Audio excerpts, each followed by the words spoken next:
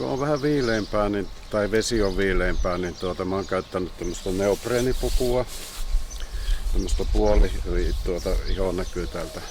Eli tämmöistähän käyttää nuo surffaajat. Ja nämä on sutkot edullisia. Toinen on sitten vyö, vesijuoksuvyö.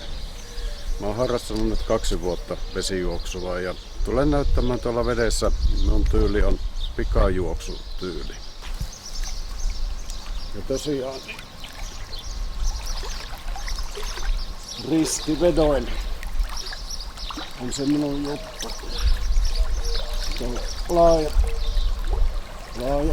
liikeravät tuntuu hyvältä. Päätä voi käännellä tarvittaessa, jos tuntuu, että niskaan tulee jääkkyyttä.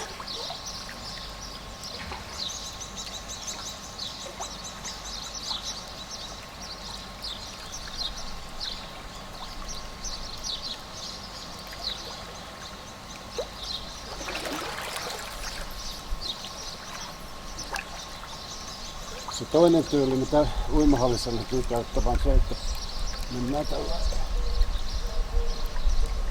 tällä, mutta mä en oikein tykkää. Minusta on paljon yleensä vetää ristiin laajoissa liikeradassa.